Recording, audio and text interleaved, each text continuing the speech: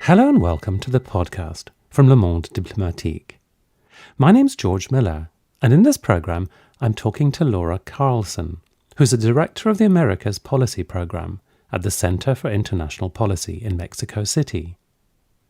On the 1st of October, the US, Canada and Mexico signed a new trade deal to replace NAFTA, which was famously, repeatedly castigated by Donald Trump as the worst trade deal ever. Announcing the new deal, the United States-Mexico-Canada Agreement, Trump insisted it's not NAFTA redone, it's a brand new deal. Laura Carlsen is not entirely convinced. Overall, you still have what is essentially a primary tool of imposing and locking in a neoliberal economic model. There are, as ever, winners and losers in the New Deal, as well as egregious omissions, as you'll hear. When I spoke to Laura on the phone from Mexico City, I began by asking her to tell me what expectations the three countries had when embarking on these renegotiations. It's important to understand that neither Canada nor Mexico had any desire whatsoever to renegotiate NAFTA. This came from the United States. It was done with a U.S. agenda, and both the Canadian government and the Mexican government essentially were looking to do damage control during the renegotiation, to keep Donald Trump from imposing measures that would be particularly harmful to their nations that are highly dependent, since NAFTA especially, but even before, on the U.S. economy. So you've got this giant in the middle that's going into this with every possibility of arm twisting, and you've got these two far weaker partners, especially the Mexican economy, that is looking to basically defend itself against some of the worst aspects of the Trump agenda. So this is a very complicated initial stage of a negotiation because they didn't have a lot of bargaining power. And there was pressure, not just from the United States, but there was pressure, as we came towards the autumn, to reach a deal on all parties, wasn't there? There was a lot of pressure because essentially there's a political more than an economic motivation to this renegotiation. Donald Trump had made it a campaign promise, a central part of his campaign, to get rid of the worst trade deal ever, as he called it, and to show that he could negotiate a better one for U.S. workers in the whole logic of America first, meaning America as the United States, even though it's actually the name of an entire continent. And Peña Nieto, the president of Mexico, was eager to get it signed and under his belt before he left office. He was extremely unpopular by that time and was looking to try to repair even or salvage a part of his legacy. And then, as I mentioned, Canada really just wanted to get it over with. The main time pressure had to do with the fact that Peña Nieto needed to sign it, and he leaves office the last day of November. And it had to be registered in the U.S. Congress, for a month before it could actually be signed. So they were under the deadline in that respect. For a while, they thought that they could just drift along with it, but with the elections in Mexico and a certain degree of uncertainty, although the new president, Andrés Manuel López Obrador, has said he supports the renegotiation and actually took part of it, there was still concern that it needed to be signed by Peña Nieto to assure that step, that after all this work of 13 months, you wouldn't have a renegotiated NAFTA that then fell apart. And so Trump, having called it the worst deal in history, it couldn't be presented as simply NAFTA 2.0, could it? So, but how seriously should we treat those sort of asseverations that it isn't just NAFTA redrafted and tweaked? I think that the answer lies somewhere in between, because there are a lot of people who are saying this is a rebranding, that Trump needed to say he fulfilled his campaign promises. It's essentially old NAFTA plus some Trans-Pacific Partnership, which Trump dumped, and a few other aspects that were added in this renegotiation. Then there are other people who say it's completely new. Of course, Trump says it's completely new. And on the left, even, they say that there's actually some aspects of it that are very new and represent a better deal. I think the answer lies somewhere in between. There's a lot of the old language in it. There's a lot of the old NAFTA in it. There's a lot of the TPP, the Trans-Pacific Partnership there. But we do have some innovative measures. We have the labor chapter being incorporated, which is something that happened a while ago in trade agreements, and the environmental chapter. We have international labor standards much more specifically integrated. There's the elimination of the investor-state dispute mechanism, which actually allowed transnational corporations to sue states not only for profits lost because of environmental laws or because of other state measures to protect the public interest, but also for future profits lost. It was an outrageous example of corporate privilege, which has always characterized these trade agreements in general. So with this in between, what you find is that there are some measures that are better, there are some measures that are worse from the point of view of the public interest, but overall you still have what is essentially a primary tool of imposing and locking in a neoliberal economic model. And for this reason, when we look at this new NAFTA from Mexico's point of view, I can't help but believe that there are going to be conflicts in the future, that this issue is not going to go away with this renegotiation. Because if the new president, Andrés Manuel López Obrador, is serious about a national development plan that reclaims national sovereignty, sooner or later he's going to run up against this neoliberal NAFTA, or what's now called the U.S.-Mexico-Canada agreement. You mention in your article, Laura, that some very significant things are completely left out of the picture. So, for example, climate change, migration, tax havens, are completely absent from the agreement. Yeah, we find this so often in politics and in international relations, that people focus on the pragmatic, what's actually possible in this renegotiation, and nobody's talking about what if we really were going to renegotiate economic integration between these three countries, what should it look like? Not what can it look like, but what should it look like? And that's where these issues had to have come into this negotiation. Gender justice. The free trade agreement has had a differential impact on women that has been devastated in many areas. For women living in rural economies where the men have migrated out, been forced to migrate out of villages throughout Mexico, especially with the influx of agricultural imports subsidized from the United States. There's a whole broad range of areas in which this affects women, and yet that didn't come in. Indigenous rights, Canada and Mexico especially, and it's important in the United States too. There's a recognition that they should have autonomy and they should have a say in what happens in their territories. And yet that chapter wasn't even considered by the U.S. government, and in the end there's like half a phrase regarding those kinds of things. And the biggest one, of course, is immigration. There's just no way you can conceive of regional economic integration without talking about immigration. And we can see that from how it happened in Europe. At least there was an attempt to deal with it. Obviously, it has not been successful in modern times, but it's such a strong economic factor. It's not just a question of justice and looking for ways to not criminalize labor flows.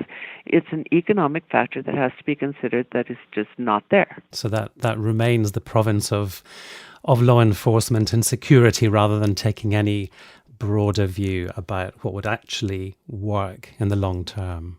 Absolutely, and there's no recognition of it as a regional issue, which of course it is. And now we're seeing with this caravan here in the exodus from Central America that it's a regional issue that goes beyond North America, and there has to be some paradigm for understanding it between Canada, the United States, Mexico, and the Central American countries.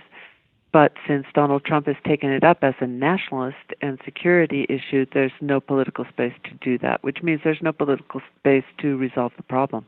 And it's striking the contrast, I was thinking, between the enhanced protections of intellectual property, of patents, of medicines for the big pharma companies, if you contrast that against the lack of protection for perhaps indigenous peoples, agricultural or other kinds of traditional practices. Those again are absent. Absolutely, and that has major repercussions. For example, in the pharmaceuticals, there's direct attacks by pharmaceutical companies on indigenous communities. Here we have biopiracy, where with the advent of the ability to patent biological processes and traditional knowledge, indigenous communities are losing the rights to their own intellectual heritage and their own biological diversity, which they themselves have understood and protected over millennia. So you see this, again, readjustment of power relations in favor of the corporations through these kinds of agreements with no counterbalancing or consideration for the rights of populations in situations of vulnerability and a constant process of loss. You mentioned earlier that Mexico has a new president about to take up office, and some of his campaign promises match some of the more positive measures in the USMCA agreement. Do you see some potential steps forward there? And I'm thinking of things like labor regulation, about wage levels, about tackling Mexico's ghost unions, and really doing something for workers' rights. Can you see some positives that might emerge? Yes, definitely.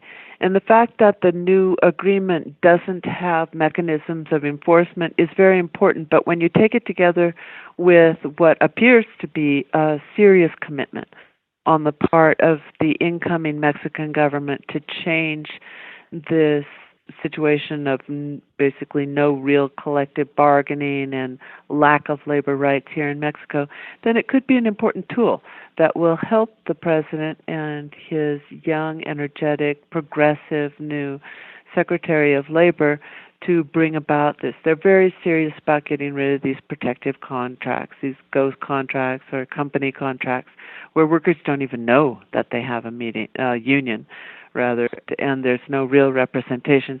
And that would be a major change because workers in Mexico are willing to stand up for their rights, but they've been under an iron regime, basically, of control, not only with protective contracts on paper, but also with what they call charro unions, where if there's an attempt at independent union organizing, thugs will come in and beat people up. I mean, it's that serious. And again, like other countries in Latin America, there are occasionally even assassinations of union leaders.